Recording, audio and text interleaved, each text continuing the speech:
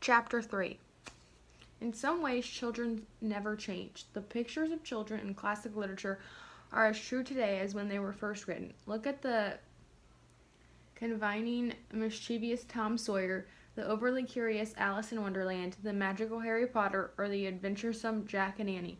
These characters are enduring to us in part because we have all known children like them. Real children of today are also very much like the children of yesterday or the children of tomorrow. Certain stages of cognitive, social, emotional, and physical development have been identified, and a similar progression through these stages occurs for everyone. We all have basic psychological and physical needs that cut across racial, cultural, age, ability, and gender boundaries. You learn a great deal about these subjects in your courses in child or adolescent development and educational psychology. As a teacher, understanding these stages of development and areas of common needs give you insight into student behavior and helps you develop appropriate classroom experiences. Even so, it is also important to be sensitive to the great differences among students and to factors in our society that are directly affecting our lives. How schools approach issues of diversity have direct implications on student learning. In this chapter, we hope to make you more fully aware of the diversity in our society and classrooms, the range of abilities among the students you will encounter, and schools' attempts to address all these areas of diversity. We also hope to make you more aware of and sensitive to the sorts of issues, potential problems, and benefits related to this diversity. You will see diversity in your students along a number of dimensions, including who they are, what they need, and what kinds of abilities they have. Students in your classroom are likely to come from a variety of racial and ethnic backgrounds, representing many different cultures and ways of looking at the world. Cultural differences among teachers and students can give rise to misunderstandings unless you learn more about your students' backgrounds and expectations. Multicultural education approaches help students learn to appreciate the contributions of all people. Some of your students may speak a primary language other than English. We will see that parents, educators, and policymakers have become divided, often bitterly so, over the best way to teach these English language learners in U.S. public schools. Another dimension of diversity will be seen in the academic abilities and achievements of your students. Some students will enter the school environment and immediately do well. Others will appear not to respond to your teaching. One of your biggest challenges as a teacher will be to provide a variety of learning experiences. Students in your classroom will develop at different rates and display diverse needs. Recognizing these needs will help you better understand some student behaviors and increase your insight into how to respond. Boys and girls, even when they come from the same socioeconomic, racial, or ethnic groups, are different. They are raised differently even within the same families, and often society has different expectations of them. Treating boys and girls equally as individuals and not as gender stereotypes is a constant challenge for both male and female teachers. Regardless of your own beliefs on the subject of homosexuality, if you are going to teach in the public school, you may very well teach lesbian, gay, bisexual, or transgendered students. Work with LGBT fellow educators or interact with LGBT families. As a teacher, you are entrusting to establish and maintain a safe and supportive classroom environment for these and all of your students. Your students will come from families with varied socioeconomic backgrounds. The benefits of being a child from a family in a higher socioeconomic class often show up in school performance. Children from such families typically do much better academically than students from families in lower socioeconomic classes. Teachers and schools are challenged to ensure all students have successful schooling experiences. This topic is discussed in more detail in Chapter 4, How do Social Issues Impact Students? Although American society has always been composed of various races, ethnicities, and cultures, today we are experiencing even greater cultural diversity. An analysis of census data reveals 6 demographic trends that could have a significant impact on schools. These demographic shifts are: over half of the U.S. population growth occurred in the southern states. 65% of the population is non-Hispanic white. This number is down from 76% in 1995. The number of people marrying across racial and ethnic lines has doubled since 1980. Baby boomers are now reaching retirement age, resulting in a mass exodus of people from the workforce. Women fill almost half of all jobs in our nation, and the gender wage gap is the lowest in history. The number of grandparent-headed households has increased 26% over the last 10 years. Just as our American population is becoming more and more diverse, so are our classrooms. Given that schools are a microcosm of society, we must explore ways to create successful learning environments for the students who enter our classrooms. We know that schools that embrace diversity are richer learning environments. Students who attend schools that embrace diversity are better prepared to be engaged citizens. The term race refers to people with common ancestry and physical characteristics, whereas the term ethnicity applies to people who may be racially similar or different, but who share a common culture, usually including language, customs, and religion. Public school classrooms include an even higher percentage of minorities in the population as a whole. Although about 36% of the total population are members of racial or ethnic minority groups, 50% of children born in the United States in 2011 were minorities, a figure that will continue to increase in the coming years. As shown in Table 3.1, birth rates among minority groups are higher than those of white Americans, and immigration patterns are contributing to the increasing size of the minority population. These national averages disguise the fact that the minority groups are unequally distributed across the country. For example, minority groups are in the majority in California, Texas, New Mexico, Hawaii, and the District of Columbia, whereas minorities constitute less than 10% of the population in Maine, New Hampshire, Vermont, Iowa, and West Virginia. In the 47 urban school districts that constitute the great city schools, including those in New York City, Los Angeles, and Chicago, an overwhelmingly majority of students are from minority groups. As might be expected with increasing cultural diversity, teachers will encounter more students whose native language is not English and whose ethnic and cultural backgrounds reflect a different heritage.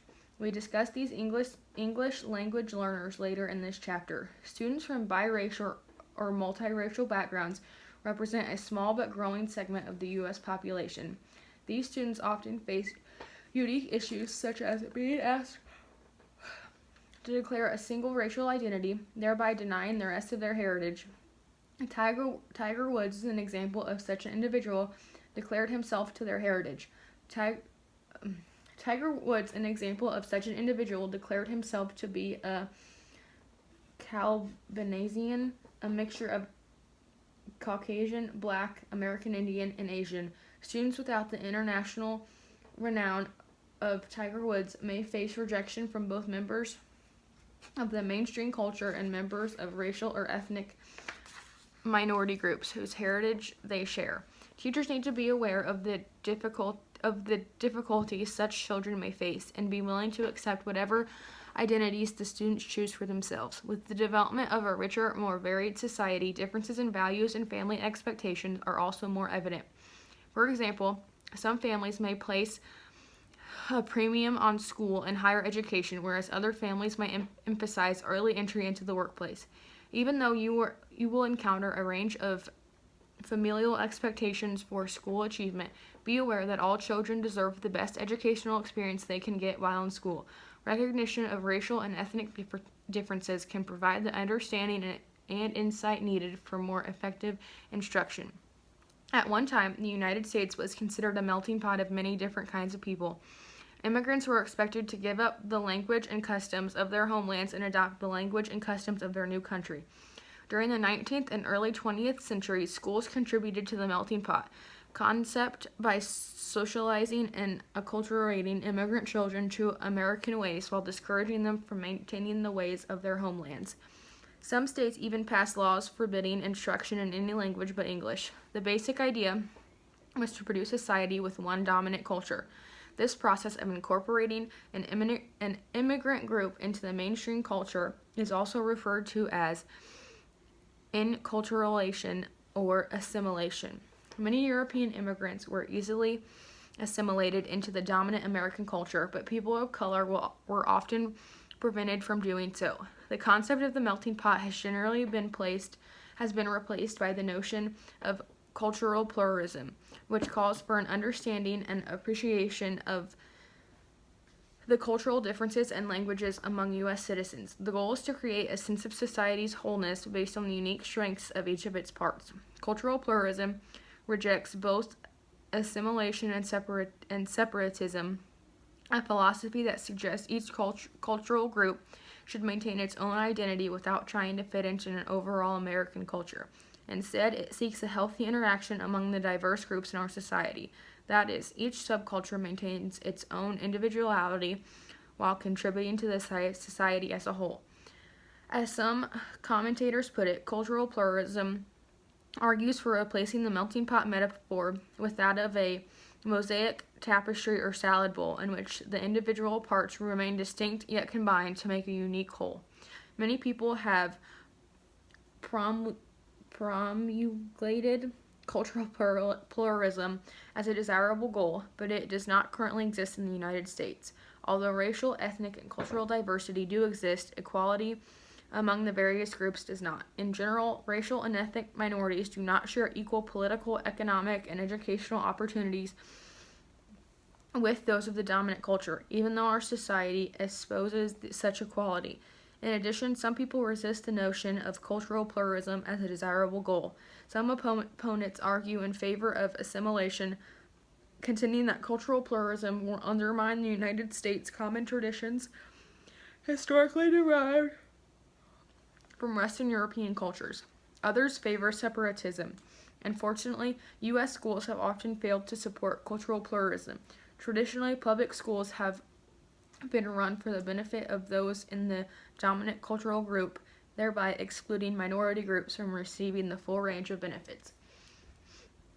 Schools that embrace cultural pluralism seek to promote diversity and to avoid the dominance of a single culture. The faculty and administration provide minority role models for the students to interact with. Their curricula are infused with the histories and contributions of diverse groups. These schools attempt to use the cultural patterns of the students to provide instruction and promote learning. They may use the multicultural education approaches described next. The goal is for students to be comfortable operating within their own cultures and in other cultures as well. Students from all racial, ethnic, and cultural groups are urged to participate in the school's various social, athletic, and governmental activities. These schools seek to raise students from all racial, ethnic, and cultural groups to the highest academic standards. In short, the goal for schools that aim for cultural pluralism is that no particular cultural group either dominates or is excluded from those activities and accomplishments that schools value. Multicultural education represents one approach to meeting the educational needs of an increasingly diverse student population. Multicultural education is an idea, an educational reform movement, and a process whose major goal is to change the structure of educational institutions so that male and female students, exceptional students, and students who are members of diverse racial, ethnic, language, and cultural groups have an equal chance to achieve academically in school. Spurred by the civil rights movement of the 1960s, multicultural education is a response to economic inequality, racism, and sexism in American culture. Originally used in conjunction with the notion of improving the lot of people of color, this term has since been broadened to include gender, ethnicity, religion, disability, sexual orientation, and other forms of diversity. At the heart of multicultural education is the belief that all students deserve a quality schooling experience. Its goals include reducing prejudice and fostering tolerance, improving the academic achievement of all students, building commitment to the American ideals of pluralism and democracy, and incorporating diverse groups' perspectives into the curricula of our schools. Like the concept of cultural pluralism on which it is based, multicultural education rejects both the notion of the melting pot and separatist philosophies. At least 5 different approaches to multicultural education have been identified, which helps explain why the term often has very different meanings for different people. 1. Teaching the exceptional and culturally different helps students achieve academically and socially within currently existing schools by building bridges between the students' backgrounds and the schools to make the curriculum more accessible to all. 2. Human relations attempts to develop cultural awareness and positive relations among members of diverse groups. 3. Single group students focus on programs that examine particular groups such as African American studies or women's studies. 4. Multicultural approaches promote cultural pluralism by reconstructing the whole educational process around the perspectives of diverse racial, ethnic, cultural, and social classes. 5. Multicultural social justice teaches students to examine inequality and oppression in society and to take action to remediate these inequalities. Multicultural education is not just for members of minority, racial, or ethnic groups, rather, it is for all students. A major goal of multicultural education is to help students from diverse cultures learn to cross cultural borders and to participate in a diverse democratic society. True multicultural education does not consist of only Black History or Women's History Months. Instead of simply adding information about particular groups to the curriculum and leaving the rest of it untouched, real multicultural education presents multiple perspectives and viewpoints to help students understand how various groups can interpret events and facts differently. And in addition to valuing cultural diversity, multicultural education is based on the concept of social justice, which seek to do away with social and economic inequalities for those who, in the past, have been denied these benefits of a democratic society.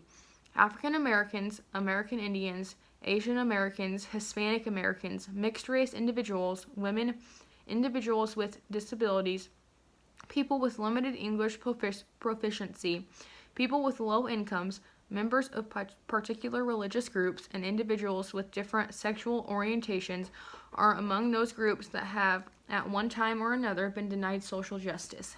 Educators who support multicultural education see establishing social justice for all people, but particularly for those who have experienced discrimination as a moral and ethical responsibility. Many school districts are attempting to permeate their curricula with a multicultural emphasis, believing that attention to the multicultural education is the best way to combat the prejudice and diverseness among the many different subcultures found in the United States. It counteracts what some call subjective schooling, or the notion that schools divest diverse students of their cultural resources, leaving them destined for academic failure.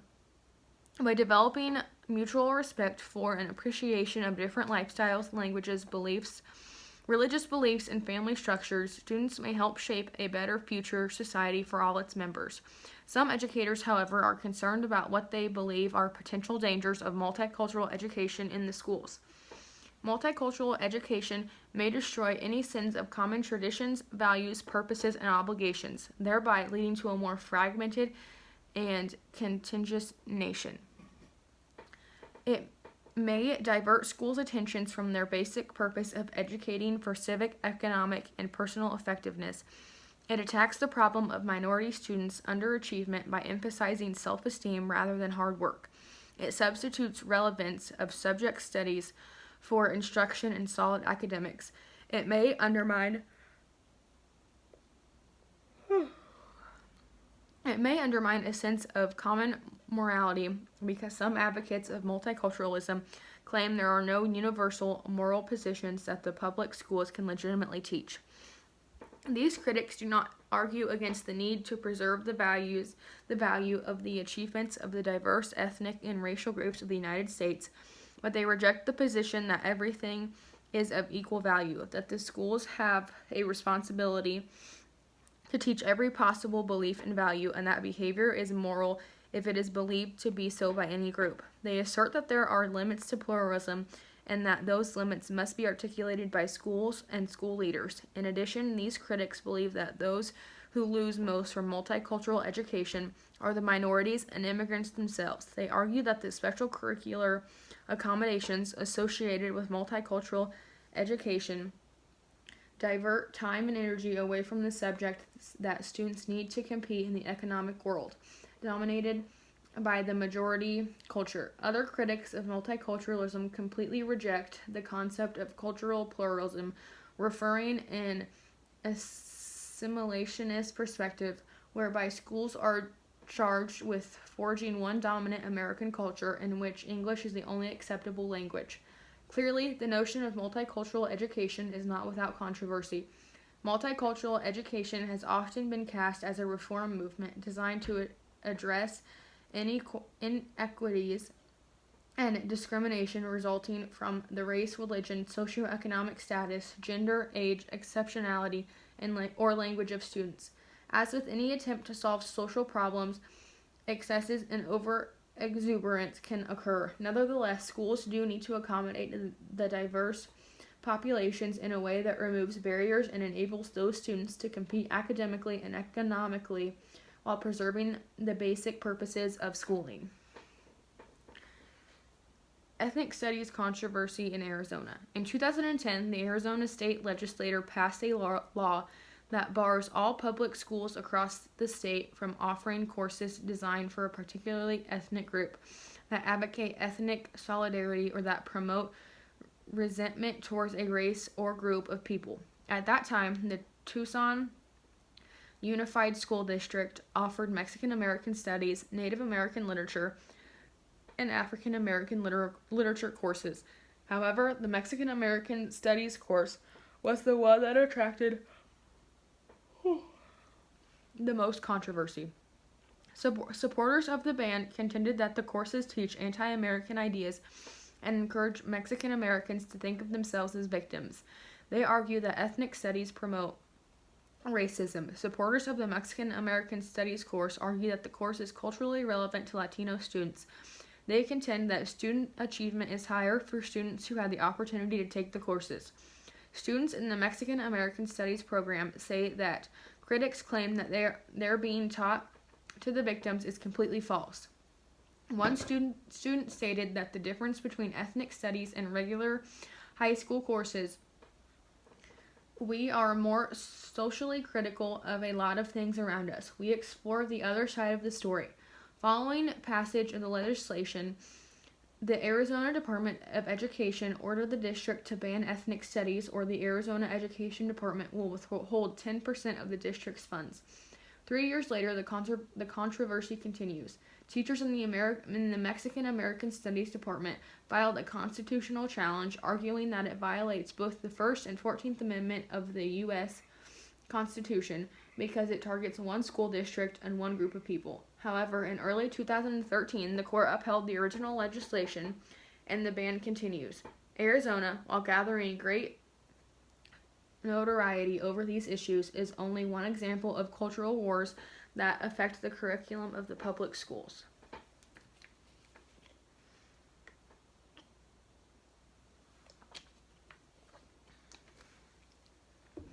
One preferred method for teachers who want to acknowledge and embrace cultural diversity in the classroom is culturally responsive teaching. Many educators have documented how cultural identity, communication styles, and social expectations of students from minority cultural groups often conflict with the values, beliefs, and cultural assumptions of teachers. The school's dominant culture often places students from other cultures at a disadvantage in understanding the school's cultural codes and communication styles. Teachers who recognize this problem can implement an equity pedagogy, a style of teaching that uses instructional materials and practices that incorporate important aspects of their students' family and community culture. Creating a welcoming and safe learning environment begins with awareness. Teachers and administrators must have an awareness of who their students are. Teachers should develop cultural knowledge and build an inclusive school climate. To develop a cultural awareness begins with exploring your own background and considering how it is like and different than others. Ask yourself some important questions. How do your race, ethnicity, culture, and other aspects of your identity influence your perspectives on school? How do you think these perspectives might be different for a student with a background different than yours? How are your notions of school and learning impacted by your cultural background? How might these perceptions be different for a student who is growing up in a family different than yours? Investing time into getting to know students and their backgrounds will help you better craft instruction for diverse learners in your classroom. To foster a cultural understanding of those different from you, attend a cultural event that is different than one you typically attend. Reflect on how it made you feel, what you learned, and how it makes you feel about teaching a diverse class of students. Students often are forced to navigate dual worlds, their school world and their home world. Schools that honor diversity do not ask students to check their cultural backpacks at the front of the door of the school. Rather, they build on students' funds of knowledge or their culturally valued knowledge. Teachers who teach in a culturally relevant classroom use student-centered stories and examples in their teaching. One example of culturally relevant teaching is selecting culturally diverse nonfiction when reading nonfiction. Families by Anne Morris is one example of an early elementary informational text that prompts young children to learn about diversities of families and family structures around the world. Another example is teaching World War II from the American-centric perspective and from the Japanese Americans' perspective.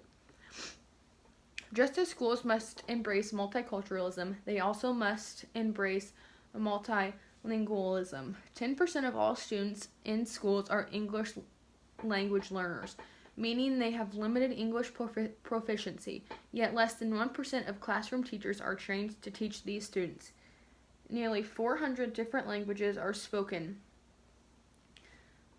in U.S. homes. Spanish is the most common language for ELLs.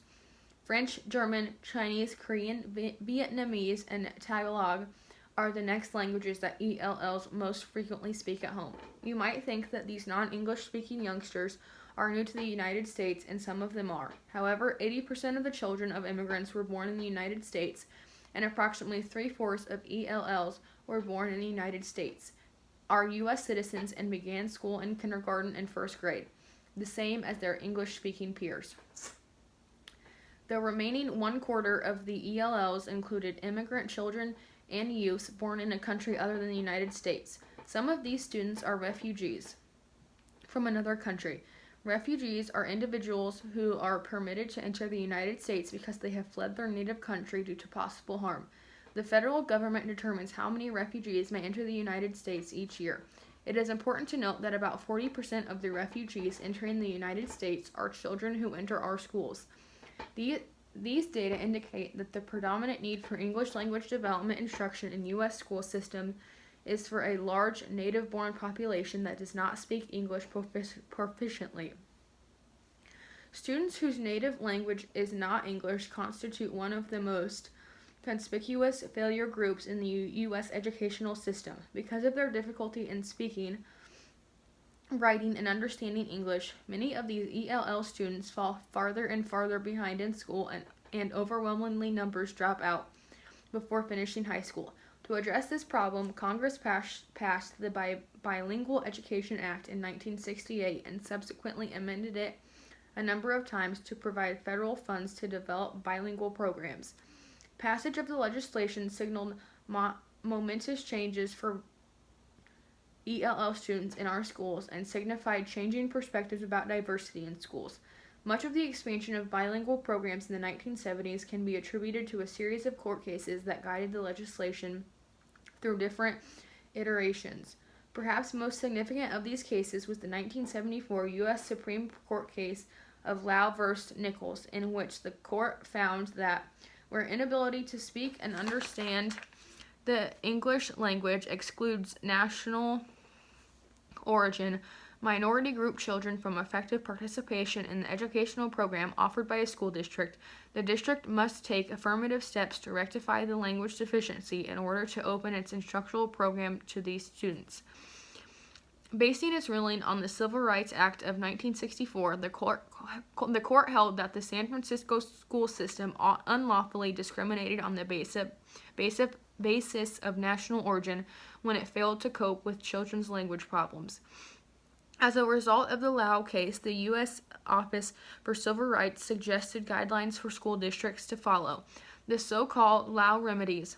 The guidelines specified for school districts to follow the so-called Lau remedies. The guidelines specified language minority students should be taught academics in their primary home language until they could effectively benefit from English language instruction. The legislation continued to evolve in a way that reflected changing attitudes about diversity and immigration. In 1994, the Bilingual Education Act was further revised to advocate toward the goal of bilingualism for ELL students. Title III of the Elementary and Secondary Education Act provides for federal grant money to state education agencies for the purposes of helping to ensure that limited English proficient children develop high levels of academic attainment in English and meet the same student academic achievement standards as all children are expected to meet. Title III provides more than $750 million a year to states, distributed proportionally based on the number of ELLs in each state. The No Child Left Behind legislation requires that ELL students be tested at least once a year using the test chosen by each state. Like other students, ELL students must meet targets for adequate yearly progress or their schools will be labeled as failing. Students who have been in U.S. schools for at least 3 years must take language arts reading tests written in English. Although students who meet certain criteria can get waivers for 2 more years. States are allowed to test ELL students in their own languages, but most states elect not to do so because of cost and because of the fact that so many different languages are spoken within states. Although the No Child Left Behind Act doesn't specify what kind of instruction schools should use for ELL students, many school districts have discontinued bilingual education in such cases for 3 primary reasons. Accountability tests are typically in English, the heavy financial demands of the programs, and more in time is needed for English instruction than for students in the student's native language. As might be expected, ELL students do not do as well on the tests as native English-speaking students. Students with a native language other than English have 2 goals in school: learning English and mastering content. Language programs for ELLs are of 2 types: those that focus on developing literacy in 2 languages, and those that focus on developing literacy in only English.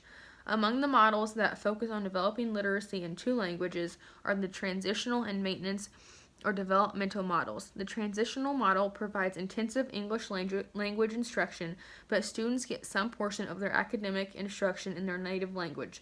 The goal is to prepare students for regular classes in English without letting them fall behind in subject areas. In theory, students should transition out of these programs within a few years. Maintenance or developmental bilingual education aims to preserve and build on students' native language skills as they continue to acquire English as a second language. A recent trend in many schools has been to offer 2-way dual language education tracks for both ELL students and native English-speaking students. The 2 groups of students are combined in one class. Instruction is in English for part of the day and in another language for at least half the day. Often, these school programs are grounded in the philosophy that all students should be bilingual. Research on 2-way dual language programs report that reading and math scores are higher for all students. In the English immersion model, students learn everything in English. Teachers using immersion programs generally strive to deliver lessons in simple and understandable language that allows students to internalize English, wherein students must sink or swim until they learn English. Sometimes students are pulled out for English as a second language programs, which provide them with instruction in English geared toward language acquisition.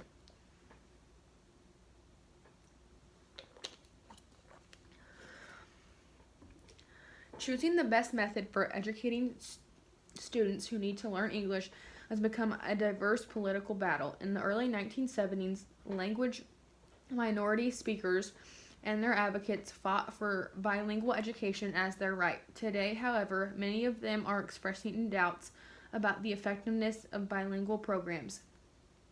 Civil rights and cultural issues are giving way to concerns that non-native English speakers are just not sufficiently mastering the English language, which in turn is keeping them from fully participating in American life. Although many educators believe students who use English as a second language should be educated in their native language as well, critics insist such an approach doesn't work. The critics believe that the best path to academic achievement for language minority students in most cases is to learn English and learn it quickly. Too many bilingual programs, they say, place ELL students into slower learning tracks where they rarely learn sufficient English and from which they may never emerge. These critics basically support an immersion model of bilingual education, opposing the transitional and maintenance models. In response, supporters of transitional and maintenance models argue that students can best keep up academically with their English speaking peers if they are taught at least partly in their native language while learning English. They also cite research indicating that instruction in the native language concurrent with English instruction actually enhances the acquisition of English. These advocates say it is not fair to blame bilingual education for the slow process some students are making. The true problem is that becoming proficient in any second language takes longer than just 1 or 2 years. They also point out the shortage of well-qualified, fully bilingual teachers, which in many cases means that the problem with bilingual classes is not the curriculum, but rather the quality of the instruction. Some school systems have used paraeducators who speak the child's language to help connect the child and the school. The use of bilingual peer tutors may also help provide a greater sense of stability. The transitional and maintenance models of bilingual education are in growing jeopardy. First, California, Arizona, and Massachusetts gutted their bilingual programs, and now other states are threatening to follow suit. In 1998, California voters passed Proposition 227, which called for ELL students to be taught in a special English immersion program in which nearly all instruction is in English, in most cases for no more than a year before moving into mainstream English classrooms. Proposition 227 basically ended transitional and maintenance models of bilingual education in California, except when sufficient numbers of parents specifically requested that their children continue in them. Many parents, administrators, and teachers are concerned that all children, not just ELL students, will be affected as mainstream teachers grapple with students who may be unprepared to deal with grade level work in English after 1 year in immersion. The legality of Proposition 227 was challenged in the courts, but in 2001, a federal appeals court upheld the law. ELL students in California elementary and middle schools have improved their overall scores on state standardized tests since the implementation of Proposition 227, an outcome that supporters of the measure argue is a result of the law being implemented. On the other side of the coin, bilingual education supporters point out that average scores have risen for all students in California, but note that the rate of increase in scores for ELL students still lags behind the rate of increase for English-speaking students. Although research on the effectiveness of bilingual education remains controversial, in a recent study in which English language learners were followed for as long as 5 years, researchers found that Spanish-speaking children learn to read English equally well regardless of whether they are taught primarily in English or in both English and their native language.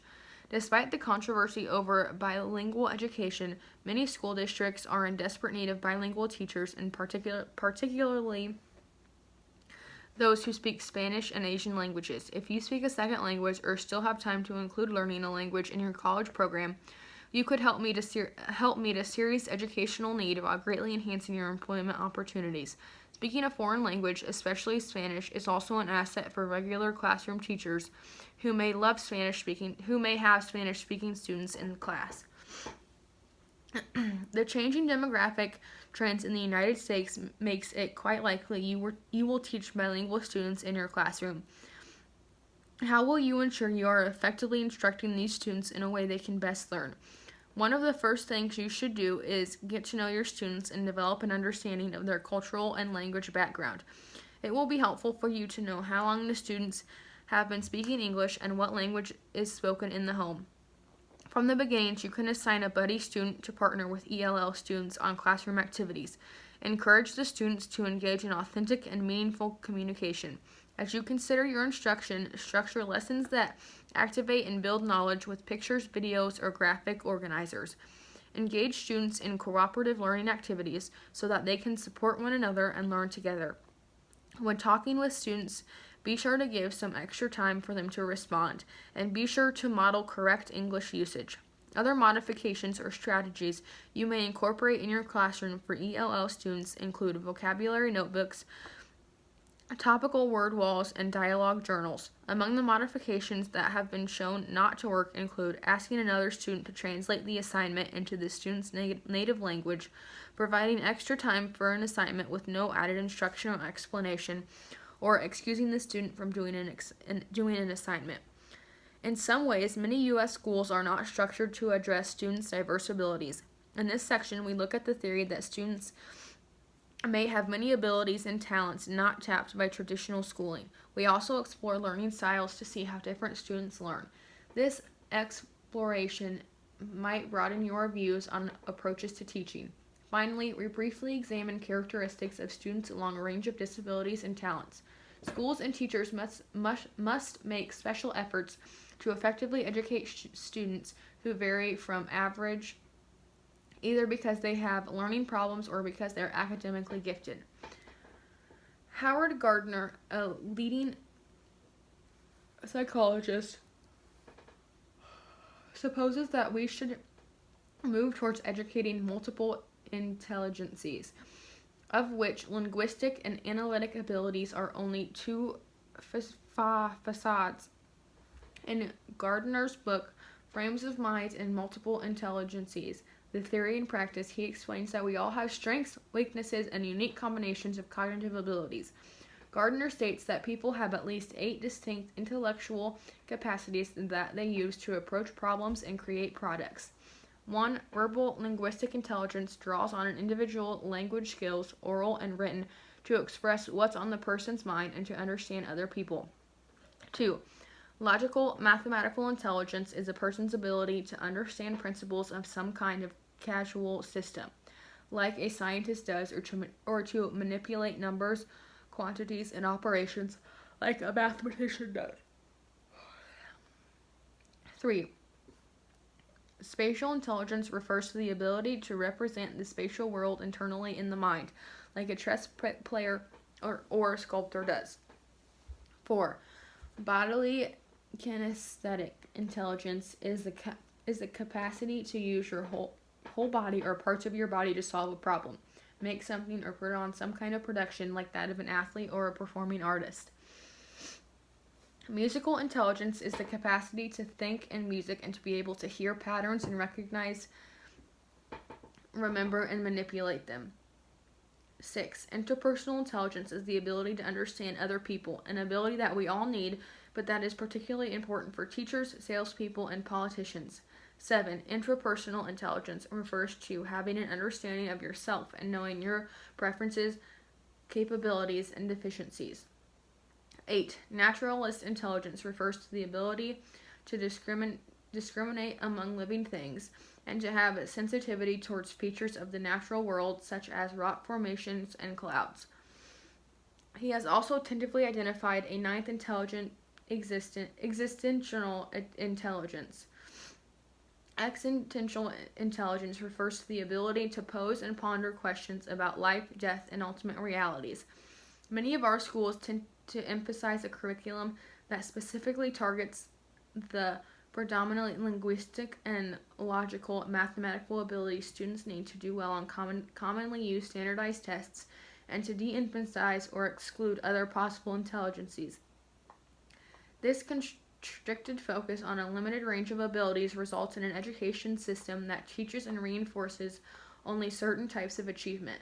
Children who are strong in linguistic and logical mathematical tasks are likely to be successful in school and feel a great sense of achievement. Other students, even though they may be very competent or even gifted in non-traditional school tasks, may experience frustration or failure in schools. In Gardner's theory, abilities in diverse areas would be valued as indicators of intelligence and be considered worthy of further nurturance and development in school.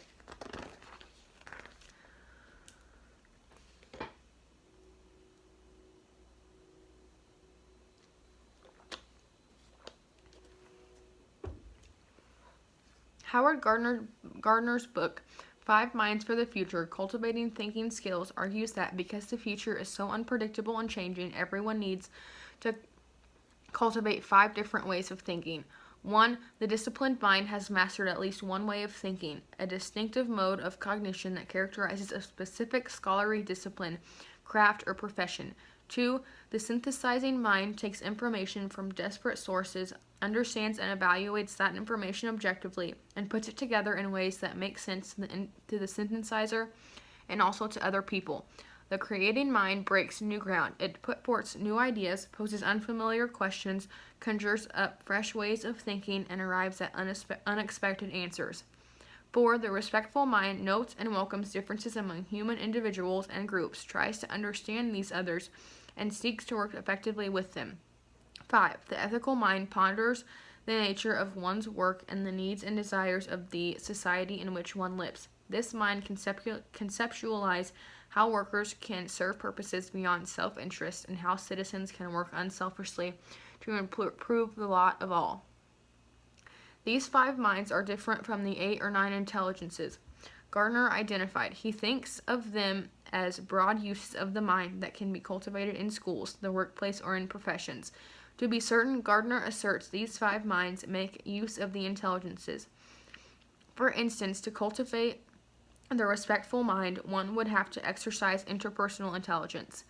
Or to cultivate the disciplined mind, logical mathematical intelligence would likely be used.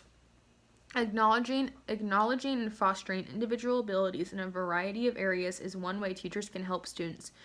To address varied intelligences, Gardner emphasized learning and context, particularly through apprenticeships. Student development in an area like music should be fostered through hands-on practice and experiences. Even traditional subjects should be taught in a variety of ways, such as those listed in the multiple intelligences menu in Table 3.2. To address the varied intelligences of both students and teachers, for example, history might be taught through a number of media and methods, ranging from art and architecture to biographies and dramatic reenactments of events. Assessment should also be tailored to different abilities and should take place in a learning context as much as possible. Although the theory of multiple intelligences is very popular with many educators and resonates with their own experiences, it should be noted that a number of psychologists have criticized it based on the lack of scientific measures for Gardner's various intelligences. Some critics argue that what Gardner calls intelligences are merely talents, personal traits, or cognitive styles. Others worries that schools, in attempting to address a range of abilities, may not adequately stress the importance of verbal and mathematical abilities, which they say are critical to success in our society. In particular, some critics worry that Gardner's theories will lead to the end of ability grouping in schools. Nevertheless, multiple intelligences theories offers teachers some ideas for expanding instructional repertoires and infusing variety into lessons. It provides a framework for enhancing instruction and a language to describe the efforts. Gardner recommends that teachers be mindful of multiple intelligences as they craft their instruction. Using them as a framework can assist teachers in individualizing their instruction and pluralizing their teaching.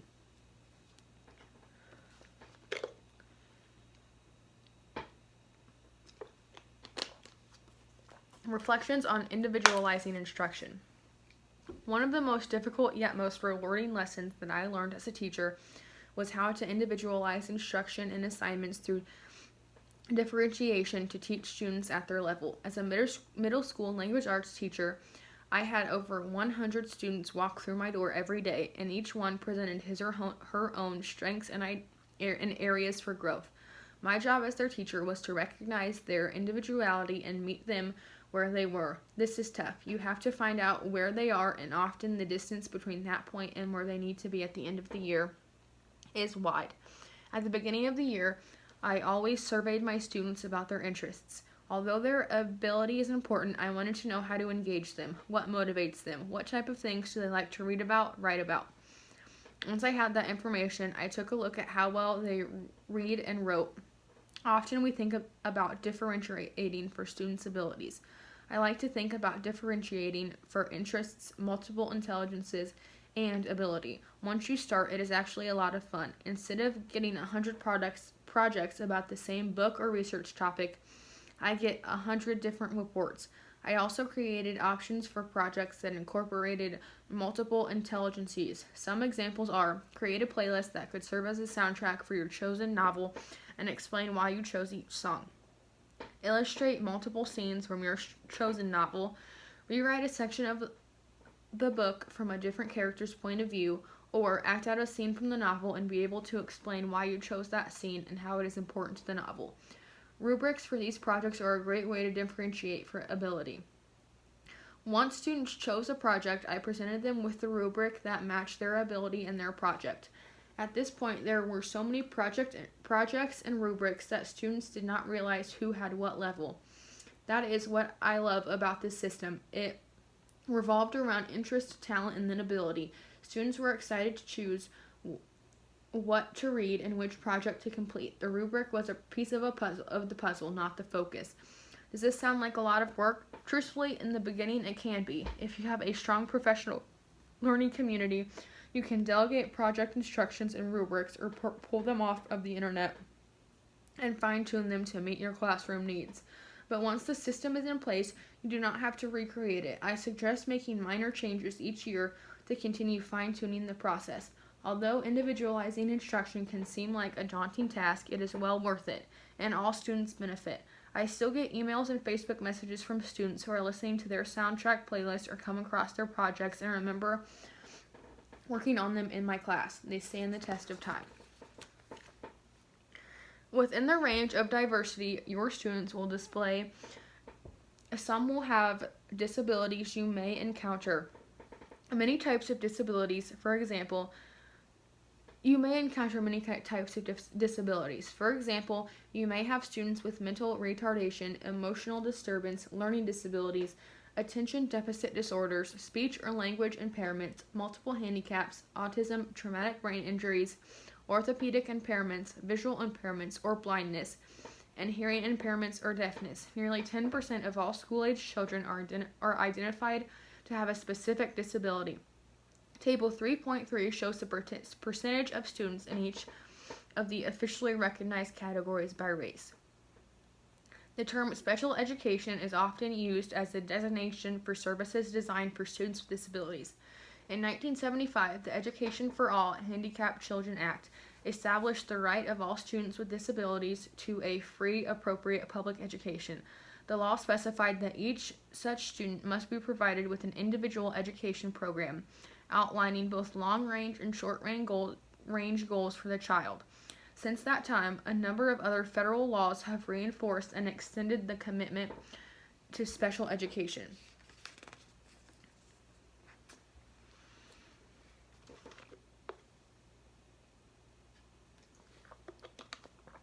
The Education of the Handicap Act amendments passed in 1986 provided for an early intervention for children from birth to age 2 who are developmentally delayed. For states that chose to participate, programs must include a multidisciplinary assessment of the child's needs, a written individualized family service plan, and case management.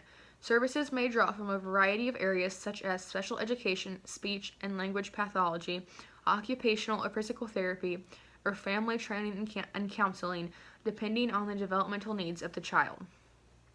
PL 99 through 457 also stated that the FAPE must be extended to children with disabilities ages 3 to 5 years. Although state and local education agencies administer these programs, they may contract with other programs, agencies, or providers to supply a range of services, such as programs that are home-based for part of the day. Families play a particularly important role in preschool education, and instruction for parents is to be included in the IFSP whenever it is appropriate and the parents desire it. When students reach school age, they are covered by the provisions of the Individuals with Disabilities Education Act, as discussed in the next section. In 1990, Congress passed 2 significant federal laws relating to people with disabilities. The Individuals with Disabilities Education Act subsequently reauthorized in 1997 and again in 2004.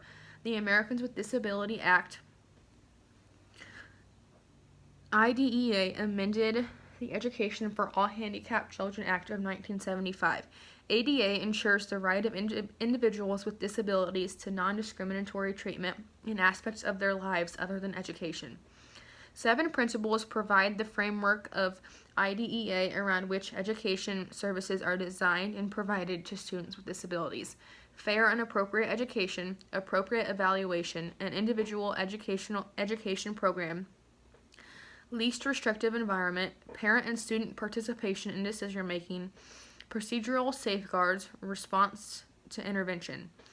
Because of the wide variety of disabilities and infinite degrees of severity in which these conditions may be found in individual students, IDEA mandates that a free, appropriate public education be defined on an individual basis using the written IEP. The IEP identifies the child's current levels of education performance, short-term objectives, and annual goals, services to be provided, and criteria and schedules for evaluation of progress. In this way, it helps ensure that the educational goals designed for the child are appropriate to his or her individual learning needs, that these plans are actually delivered as intended. Provisions in the IEP must be reviewed and revised annually or more often if necessary. Teachers, parents, or guardians, special educators, other professionals, and the child are all involved in the development and approval of the IEP. IDEA also requires that all older students with a disability have an individualized plan for making the transition from school to work or additional education beyond high school through age 21. Like the original act of 1975, IDEA further stipulates that services for students with disabilities be provided in a least restrictive environment, meaning students with disabilities should be educated with students without disabilities to the greatest extent appropriate. Determination of what constitutes the LRE has been controversial.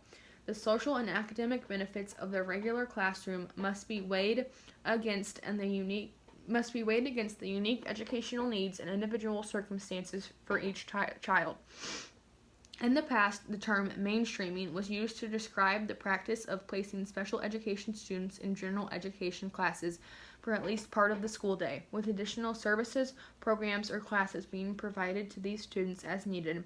More recently, the term inclusion has been used to mean the commitment to educate each child to the maximum extent appropriate in the regular school and classroom. Compared with mainstreaming inclusion, and particularly full inclusion, as it is sometimes called, indicates an even greater commitment to keeping students with disabilities in regular classrooms. It usually involves bringing the support services to the child rather than moving the child to services located in separate rooms of the building. In recent years, full inclusion has become a civil rights issue. Advocates of full inclusion argue that segregated education for students with disabilities is inherently unequal and therefore violates the rights of these children. They also argue that traditional special education programs have resulted in a costly special education bureaucracy that has not shown the expected benefits in terms of academic, social, or vocational skills. Among the benefits of full inclusion for children with disabilities, they say, are higher expectations and better socialization, as well as greater acceptance of human differences by children without disabilities. The up-close feature describes how one teacher has learned about the students with autism in her classroom. Critics of full inclusion say that both teachers and students are being hurt in the rush to embrace this teaching approach. Parents of children with disabilities often worry that the curriculum standards will be lowered by the inclusion of students with learning disabilities, and that those students with attention deficit hyperactivity disorder or emotional problems can be a disruption to their classroom and classmates and teachers. Some special educators voice concerns that full inclusion may result in diminished or inadequate specialized services for students who have special needs. They point out that the regular classroom may not be the best setting for every child. Violent or emotional disordered children, for example, may pose a threat to themselves and to their classmates. These educators are wary of eliminating the range of service delivery options currently available in favor of a pure inclusion model. They argue that little evidence shows that inclusion programs strengthen student academic achievement. Overworked classroom teachers have complained that they are given inadequate resources and training to deal with students with disabilities. Ideally, when students with disabilities are included in regular classrooms, their teachers receive special training and help from a special education teacher who serves as either a co-teacher or a consultant. In some cases, however, teachers have been given sole responsibility for a class of 30 students, with as many as 10 having disabilities. True collaboration between general education and special education teachers is essential for inclusion to work effectively. In too many instances, critics say when children with disabilities are moved from resource rooms and self-contained environments into regular classrooms, the necessary supports do not follow them on their journey. One reason for this trend is that some school districts use the cover of inclusion as a way to cut costs for special education services. With voters reluctant to increase school taxes and many school districts facing budget cuts as a result, some school boards and administrators see the inclusion movement as a way to save money by reducing funding for special education. In 2004, reauthorization of IDEA committed the federal government in principle to paying 40% of the average pupil cost of educating a special education student by 2011. A little over 13% of school-aged children are served by programs for students with disabilities. Unfortunately, in 2012, the federal government provided approximately 17% of its commitment rather than the 40% specified by law. This development is especially important because the 2001 No Child Left Behind Act requires that special education students take the same achievement test that regular education students take, albeit sometimes with accommodations. Without additional funding or appropriate alternative assessments, many special education students will not pass these tests, and their schools will fail to meet the provisions of the law. For more on the No Child Left Behind law, see Chapter 11, How Our School Governed, Influenced, and Financed, and Chapter 12, How Should Education Be Reformed. Despite the criticism of the inclusion movement, one thing is certain: inclusion of children with disabilities has become accepted practice in U.S. schools. The majority of students with disabilities are taking part in regular classroom and school life alongside their peers. Inclusion seems to thrive in schools that have a shared vision of the school's purposes, strong lines of communication among teachers, administrators, and parents, and a culture of innovation and reform. In many schools with successful inclusion programs, the presence of students with disabilities has sparked other reform initiatives such as cooperative learning, peer teaching, team teaching, authentic assessment, and interdisciplinary instruction. In addition to students receiving special education services, a number of children in elementary and secondary schools have 504 plans. The 504 and 504 plan refers to Section 504 of the Rehabilitation Act and the Americans with Disabilities Act, which specifies that no one with a disability can be excluded from participating in federally funded programs or activities, including elementary, secondary, or post-secondary schooling. Disability in this context refers to a physical or mental impairment which substantially limits one or more major life activities. This can include physical impairments, illnesses or injuries, communicable diseases, chronic conditions like asthma, allergies, and diabetes, and learning problems. A 504 plan spells out the accommodations that will be needed for these students to have an opportunity to perform at the same level as their peers, and might include such things as wheelchair ramps, blood sugar monitoring, an extra set of textbooks, a peanut-free lunch environment, home instruction, or a tape recorder or keyboard for taking notes.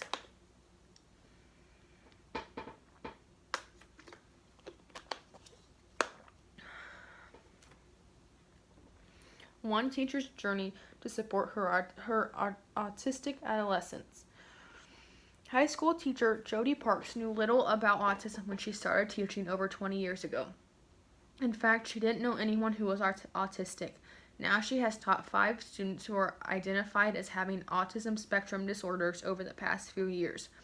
Each of the teenagers who has been identified who has been in her high school math classes, has very different autism characteristics. Some of the students struggle with social interactions and communications, while others engage in repetitive behaviors such as rocking or cracking knuckles.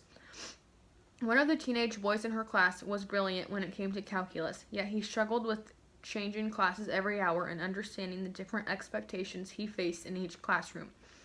Judy sought out assistance from a special education teacher in her school to help her understand autism and how to better support her students. The special education teacher also shared some resources with Judy from the Center of Secondary Education for Students with Autism Spectrum Disorder. CSESA is a multi-university project that studies and promotes a comprehensive school and community model for supporting high school students on the autism spectrum. The program integrates strategies to support academic achievement, skills to develop social competence, processes to develop personal responsibilities, and structures to assist family members in supporting their autistic teenager. The integrated approach seeks to offer support beyond academic achievement in the school. Given that most high school graduates on the autism spectrum do not have jobs, friends, or social activities, CSESA's efforts are quite important in the quality of life for these adolescents. Judy used CSESA's online resources to better understand autism and to learn specific research-based strategies for teaching students with autism. In her high school math class, CSESA offers very specific strategies geared for adolescent learners. For example, Judy now posts a class agenda on the board in advance to help her students visualize the instruction. She also understands that when daily routines are disruptive, an autism student may exhibit challenging behaviors that need careful responses. Autism is one of the fastest growing disabilities among school children. In 2000, 1 in 150 children were identified as having autism spectrum disorders. Today, that number has jumped to 1 in 88 children being affected by the disability. This is a 78% increase in the past decade of diagnosed cases of disability. Researchers claim that the number is an underestimate and that it is closer to 1 in 50.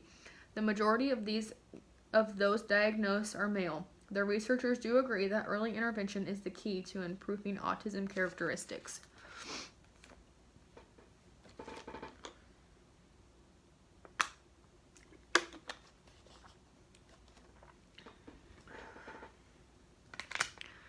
In the 2004 reauthorization of IDEA, a new term and concept, response to intervention, was introduced. The purpose of RTI is to catch struggling children early, provide appropriate instruction, and prevent the need to refer the child for special education. The U.S. Department of Education permits school districts to use up to 15% of their IDEA funding for early intervention services and regular education. RTI is a tiered process of instruction that permits schools to identify struggling students early and to provide appropriate instructional interventions. By intervening early, students will experience a greater chance for success and less need for special education services. Although there are several models of intervention, typically a child would move from Tier 1 general education to a Tier 2, and if necessary to Tier 3, where the student would receive additional support and individualized attention. RTI is designed to increase the percentage of children who can pass the NCLB state tests in reading and mathematics. Just as many students use contact lenses or glasses to help them compensate for poor eyesight, so students with disabilities may rely on a variety of technology-based interventions to help them learn better. The term assistive technology refers to the array of devices and services that help people with disabilities perform better in their daily lives. Devices such as motorized chairs, remote control units to turn on appliances, voice recognition systems, ramps to enter and exit buildings, and computers or tablets can all assist people with severe disabilities. Computers are especially important in allowing many students with a range of disabilities to participate in normal classroom activities that would otherwise be impossible. We discuss their use more in Chapter 7, What Should Teachers Know About Technology and Its Impact on Schools? Congress incorporated definitions of assistive technology into IDEA, declaring that such technology must be provided whenever necessary as an element of free and appropriate public education. Assistive technology must be considered a potential component of the IEP for each student with disabilities. As a new teacher, you should be prepared to encounter situations in which a child uses technology as a medium for interaction and engagement within your classroom. If you are a regular education teacher, students with disabilities will likely be in your classroom for varying portions of the school day, depending on the types and amount of support services they are receiving. How will you deal with the different needs of these children? It is most important that you do not stereotype these students. Certainly, different disabilities will have different implications for student learning. For example, a student with mental retardation may require repetition and practice to master simple concepts, whereas a student who uses a wheelchair may learn even the most difficult material quickly. Even within the parameters of each type of disability, however, you will probably encounter a wide range of differences.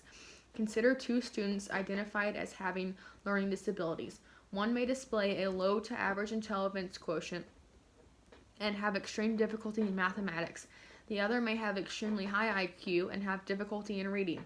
Although both of these students have a learning disability, you would not provide the same instruction or have the same expectation for both children.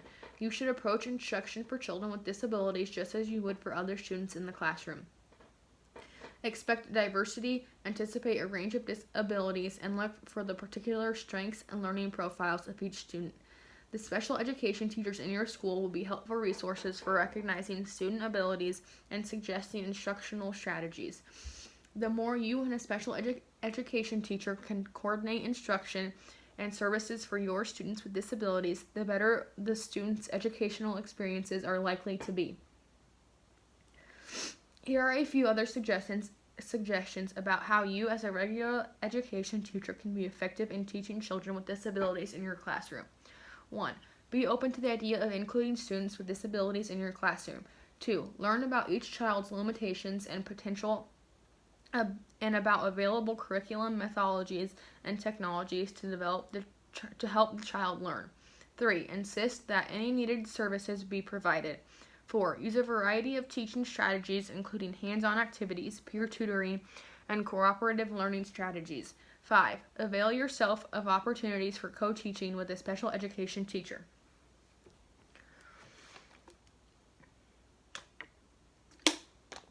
One of the most challenging types of students are gifted and talented children. The term talented most often refers to an ability or a skill that may not be matched by the child's more general abilities, whereas the term gifted usually includes intellectual ability. Gifted children are extremely bright, quickly grasping the ideas and concepts you are teaching and making interpretations or extrapolations that you may not even have considered. Gifted children may also have a creativity that shows itself in original thinking or artistic creations. Students who are gifted and or talented are sometimes overlooked when educators talk about students with special needs. Although special education care and services for students with disabilities have long been recognized and accepted, American education has been slow to accept the notion that gifted children require special adaptations in both curricula and teaching methods.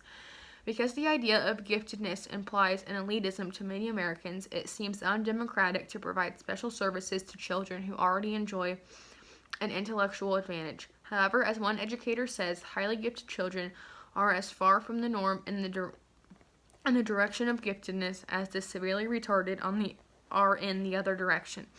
When their special needs are neglected, gifted and talented students drop out of school at rates far exceeding the dropout rates for those not identified as gifted. Many of those students who stay in school feel unchallenged and become bored and apathetic. As a result, many of our brightest and most talented minds are being turned off or underdeveloped. However, many school districts have made serious efforts to identify gifted children and develop special programs for them.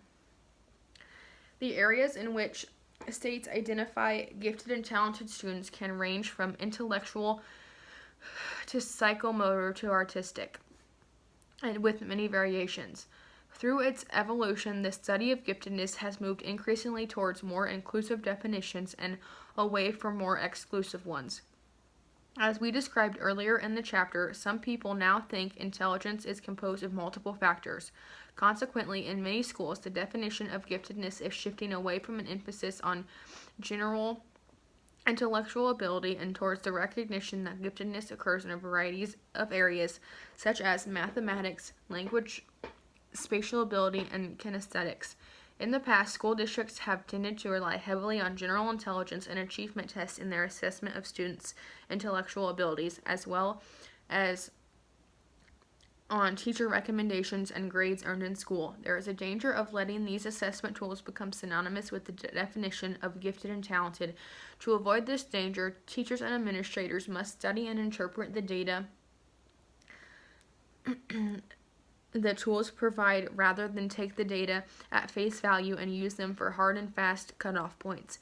Whether to recommend a child for a special program is a decision that should be made by responsible teachers and other professional educators on the basis of their objective and the subjective appraisals of the student, the nature of the gifted program or activity, and the atmosphere in which the student lives and goes to school. Parents should be a significant part of these discussions. The point is that the complexity of the variables involved requires that professionals make individual decisions using their best judgments rather than according to arbitrary, predetermined cutoff points on tests. A major concern in the identification of gifted and talented students centers on the underrepresentation of economically disadvantaged students, students with learning disabilities, and certain minority students. Asian American students are well represented in gifted and talented programs, whereas African American and Hispanic students are underrepresented in terms of their proportion to the total school population. Given this disparity, educators and parents are concerned that the measure being used to identify gifted and talented youngsters may work to the disadvantage of African Americans, Hispanics, and children from low-income families. Conversely, African American students are overrepresented in special education services, leading many educators and parents to wonder whether some form of cultural or racial bias is at work. The problem of identification is especially acute for bilingual children and children adjusting to a new culture. Programs for gifted and talented students exist in every state and in many school districts. The federal government reports that 3.2 million students were identified as gifted and talented in public elementary and secondary schools, representing about 6.7% of the total enrollment. The two main strategies for serving gifted children are acceleration and enrichment. With an accelerated curriculum, gifted students can learn at a pace commensurate with their abilities, allowing them to progress to advanced materials faster than their age norms or grade levels. By contrast, enrichment activities provide gifted students with opportunities to go beyond the regular curriculum in greater depth and breadth to engage in independent or collaborative inquiry that develops their problem-solving abilities, research skills, and creativity. Current educational programs for gifted and talented students are quite varied. Some programs establish special schools that are designated only for gifted or talented students and have special admission requirements. In such schools, stimulating courses can be devised and taught without concern for students who might be unable to keep pace, and teachers and students can be recruited on the basis of their talents. Other programs adapt and enrich that regular school curriculum for gifted and talented children by grouping these students together for all or part of their instruction. This option normally is more flexible and practical than establishing special schools. Classes can be established on a continuing or short-term basis in any subject area with the intention of either enriching or accelerating these students. In the United States, most gifted and talented students are likely to receive all or nearly all of their education in regular classrooms. In many school districts, in fact, separate programs for gifted students are being curtailed or phased out. The primary reason for this trend are the spread of a philosophy that favors mixed ability grouping, the cessation of tracking, and a lack of funds for separate gifted programs. In fact, the federal government does not fund gifted education programs or services. Some states, but not all, allocate funds to support gifted education. The trend towards meeting gifted students' needs within their regular classroom parallels the inclusion movement in special education. Some advocates for gifted education programs are disturbed by this trend and suggest that gifted students will be shortchanged in the regular classroom. They fear that students will concentrate their efforts on struggling students or that gifted students will be drafted to serve as tutors for these students rather than working to fulfill their own potential. Supporters of the current trend, however, believe that most gifted students' needs can be met in the regular classroom if teachers can differentiate the curricula and instruction for them and increase the level of challenge. Still, others argue that it is important to keep a continuum of programs and services available for gifted students, if for no other reason than that they represent a valuable resource to the United States. Along with instruction in the regular classroom, these educators argue the options for such students should include pull-out programs, special classes, grade skipping, and separate centers in schools. A range of giftedness exists, such that some students will do just fine in a regular classroom, whereas others can benefit from different programs. If you want to focus on teaching gifted students, find out whether your state is one of the 20 or so that requires teachers to obtain a gifted endorsement for their teaching license. More likely, you will discover certain students in your regular education class to be gifted or talented and lacking any special program. You will be responsible for teaching these students as part of your normal duties. If your school or school district has special programs for gifted and talented students, you may be expected to work with resource teachers to help prepare individual education plans for these students. What do you need to know? Recognize that gifted pupils generally learn the standard curricular skills and content quickly and easily. They need teaching that does not tie them to a limited range, that is not preoccupied with fulfilling them with facts and information, but rather allows them to use their regular class as a forum for research, inquiry, and projects that are meaningful to them. Realize that these students are persistently curious. They need teachers who encourage them to maintain confidence in their own ideas, even when those ideas differ from the norm. Teach these pupils to be efficient and effective at independent study so that they can develop the skills required for self-directed learning and for analyzing and solving problems independently. Allow students of varying abilities to work together in areas of high interest, such as social action research projects.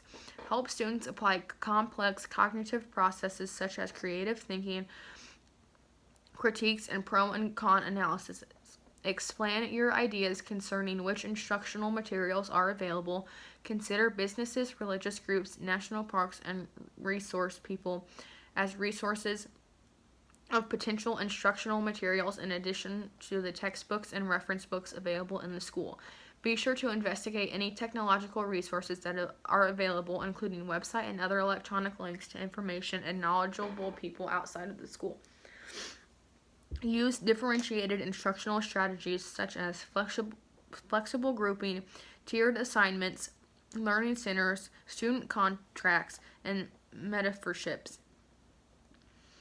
Implement curriculum compacting, in which teachers test students on what they already know and on upcoming units.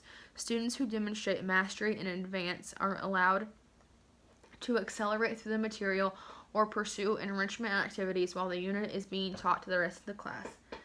Match students with mentors to help develop talent and engage students in relevant and applied problem solving. Mentoring programs encourage independent growth, increase self-confidence, and are willing to reach out into new untiered areas.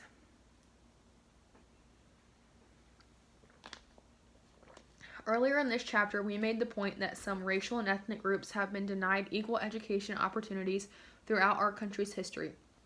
Another group, women, has also suffered discrimination and denial of equal education opportunities. Historically, women in our society have been denied educational and employment opportunities routinely extended to men.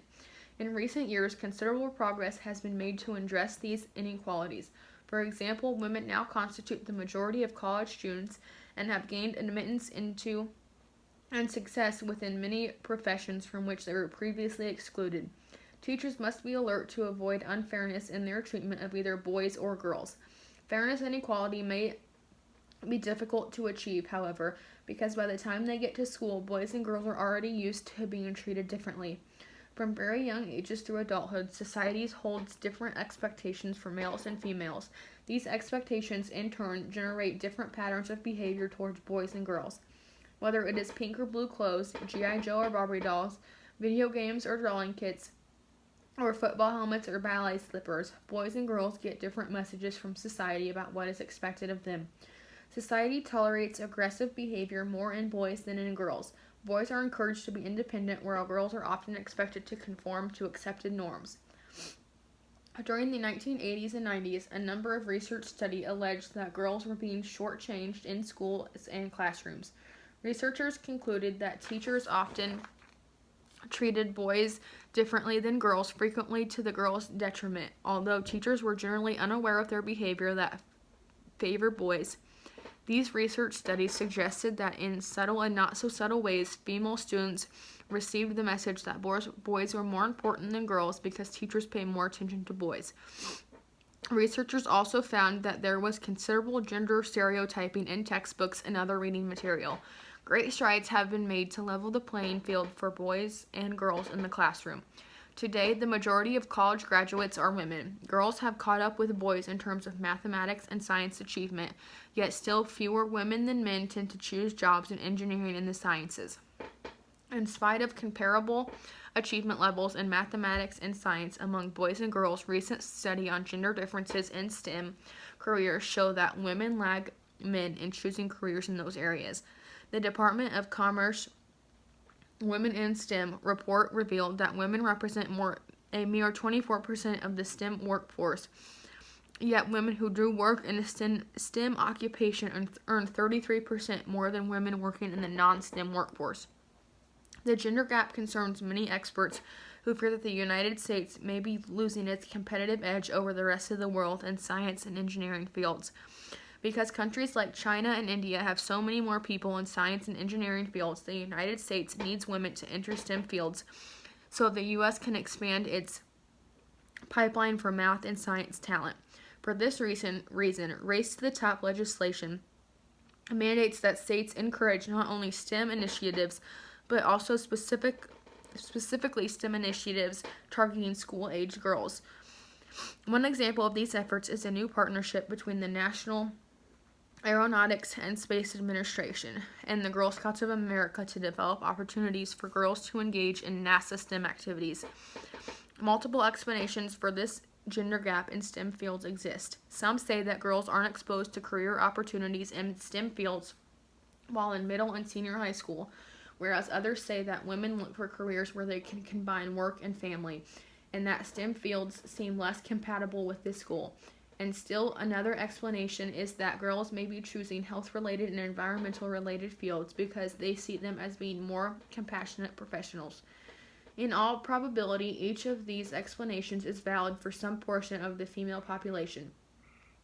Some observers, while acknowledging the historic education discrimination and bias against girls, believe that schools are now failing boys more than girls. One clinical psychologist researcher at Harvard University argues that schools don't accommodate boys' learning styles and classroom needs.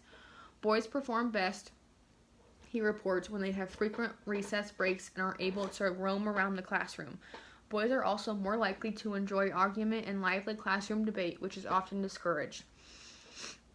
Researchers also cite the fact that the large gaps between the education levels of women and men that were evident in the early 1970s have essentially disappeared for the younger generation. High school females, on average, outperform males in reading and writing, take more credits in academic subjects, take more advanced placement courses in English, biology, and foreign languages, and are more likely to be introduced to the National Honor Society, are more likely to attend college after high school, and are as likely to graduate with a post-secondary degree. Furthermore, 2/3 of all students receiving special education services are boys. Boys are much more likely to drop out of school than girls. If schools were really so biased against females, they argue, why are women doing so well academically? What can you do to make sure that you are being fair to both male and female students in your classroom?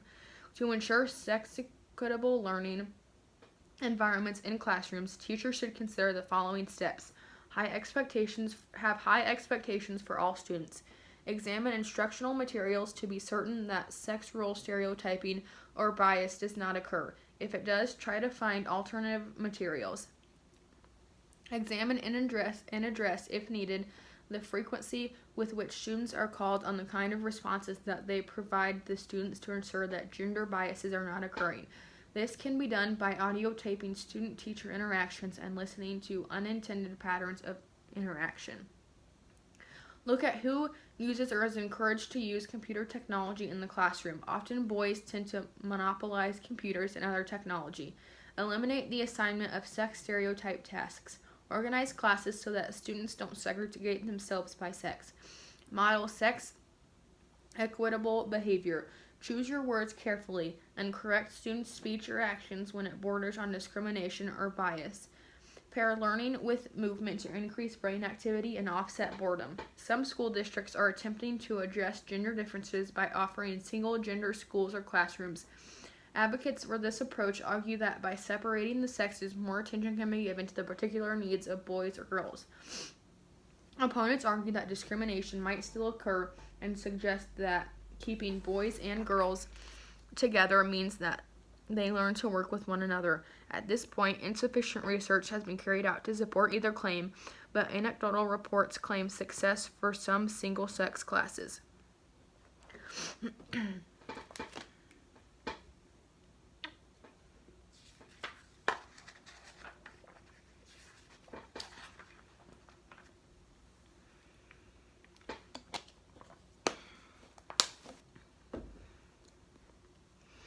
Single-sex education success story. Urban Prep Academies is one network of single-sex schools that report great success. Urban Prep Academies is a network of 3 charter high schools in Chicago, Illinois. 2,000 male African American students attend the schools. 85% of the students qualify for free or reduced lunch. The school has graduated 4 classes of high school seniors. Each year, 100% of its African American seniors has been accepted to 4-year colleges. How do the Urban Prep Academies achieve this remarkable feat? And is it replicable elsewhere? The school operates on an extended school day, which provides an additional 1,200 hours of school time each year. And as part of that additional time, a double period of English and extracurricular activities and public service projects are required. The rigorous college prep curriculum is focused on language arts and mathematics. Parents are expected to be engaged with the school, and teachers participate in regular professional development. More than this, the school founders, Tim King, attribute success to the 4 R's: ritual, respect, responsibility, and relationships. Students are addressed formally using their last names, and they wear coats and ties. Faculty members develop close personal relationships with the students and are available by phone on evenings and weekends. For many of the young men, the teachers and administrators are the first positive male role models they have had. Every adult in the building knows and believes in the school's mission to get students to college. They also know that admission to college is a milestone and graduation from college is the real goal. Yet King is quick to say there is no one secret recipe for a successful school. Rather, King believes the recipe for success is parents selecting the best type of school for their child.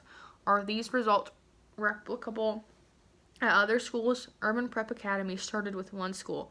They have grown to 3 high schools. It is with purposeful intention that the results are replicable. The school is currently seeking to further expand by opening a 4th school in 2014.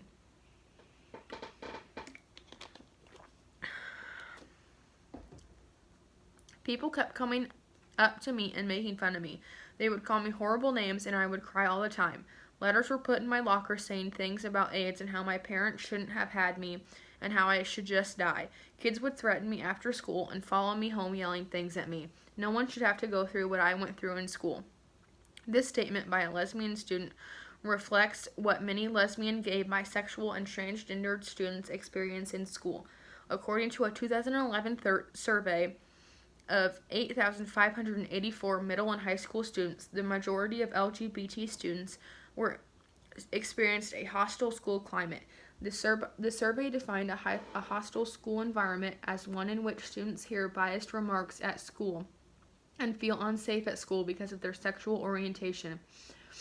A third of LGBT students skipped at least one day of school in the previous months because of safety concerns. LGBT students have lower academic achievement and poorer psychological well-being. You are likely to have LGBT students in your classroom, especially if you teach at the middle or high school level, and you are apt to encourage LGBT parents of students at any level.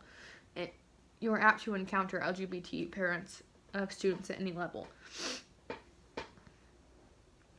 You will also likely teach with LGBT colleagues who may also experience similarly hostile school environments. Considerable evidence indicates that school is often a hostile environment for young LGBT students. Teenagers tend to ridicule differences in general and differences in sexual orientations in particular. LGBT students have often experienced taunting, harassment, and even violence because of their sexual orientation. Teachers and administrators who condone such name-calling as dyke or faggot while prohibiting profanity or racial slurs are also promoters of hostility towards homosexual youth. In fact, LGBT students have won lawsuits against school officials who failed to maintain a safe school environment and to discipline students who regularly tormented them.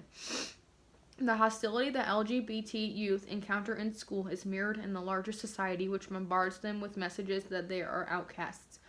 This hostility leaves many of them isolated, frightened, and uncertain about their own worth.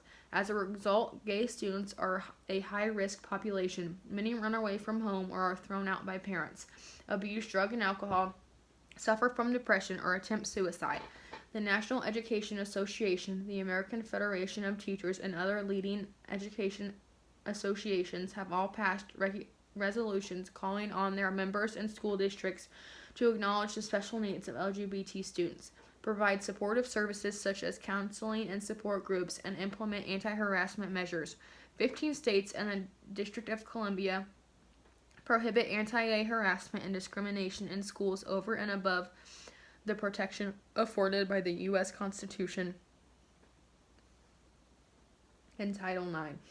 And the U.S. Department of Education issued guidelines spelling out that gay or lesbian students are covered by federal prohibitions against sexual harassment. Many schools have taken initiatives to create a safe and inclusive school climate for all students, including LGBT students.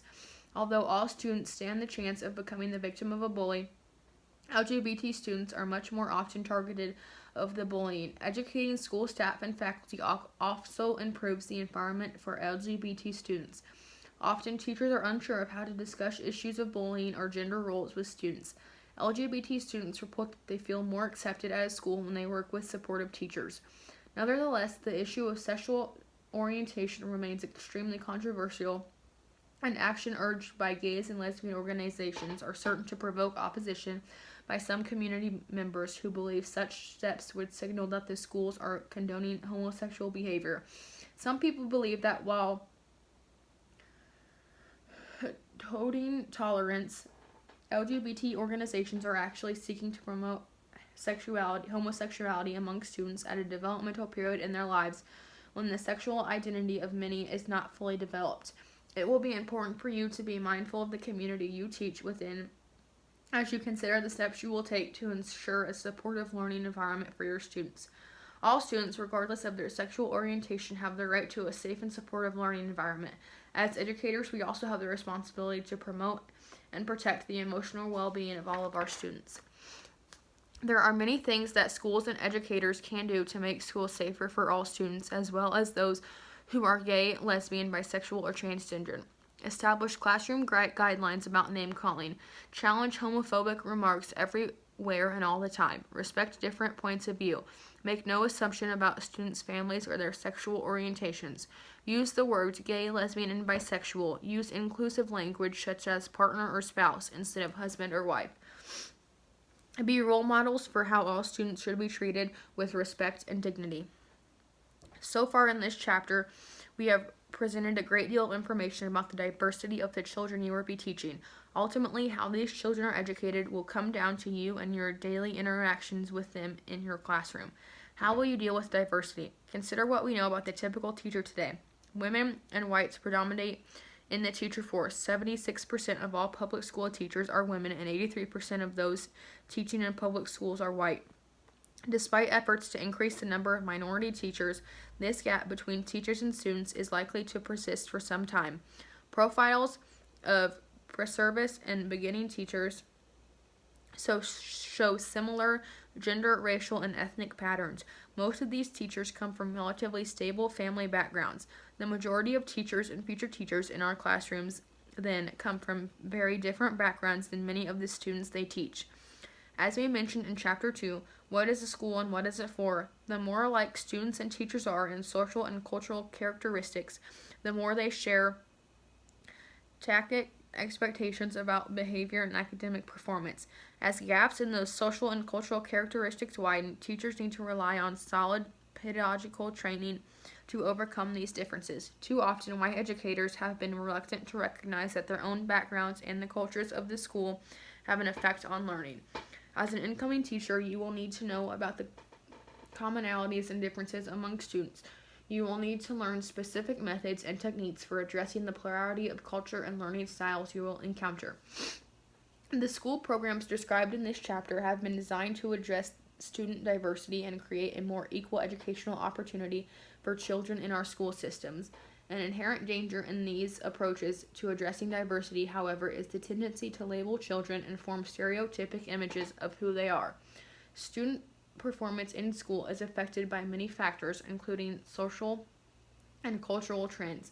The educational grouping we have been discussing are an administrative conscious, not a naturally occurring segmentation of children. Within each of these groups, each child will vary along a number of dimensions and have a very different learning profile of strengths and weaknesses. Rather than thinking of minority students as having a culture that is valid, albeit different from theirs, teachers sometimes think of these students as deficient. We encourage you as a teacher to remember that we are all talking about differences in students, not necessarily defects. Teachers are challenged to recognize the diversity of cultures represented by their students and to address these cultures in their teaching. Given this profile of cultural discrepancy between students and teachers and the complex diversity of today's student body, how can prospective teachers best prepare? Here are some steps you can take now. Seek out experiences to broaden your understanding of societal and cultural commonalities and differences. Spend time in communities whose residents differ from you in terms of ethnicity, culture, or language. Volunteer in schools that differ from those you attend. Once you have your own classroom, what can you do to address diversity here? Here are some guidelines. Learn about and appreciate the values and backgrounds of your students. Teach to your students'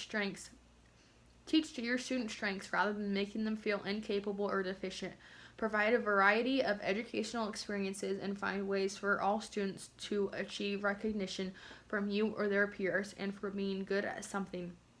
Coordinate expertise and support with your students' parents or caregivers and other professional staff at the school so that students get a consistent message. Without lowering standards, recognize that schools' traditional emphasis on middle-class values, such as individual learning and competition, may clash with the values represented by their students' cultures. Teachers can provide opportunities for students to learn ways to succeed in today's dominant culture, but they must also respect the value systems in students' homes, lives, and help them in positive ways to bridge the gap between two worlds. The end of Chapter 3.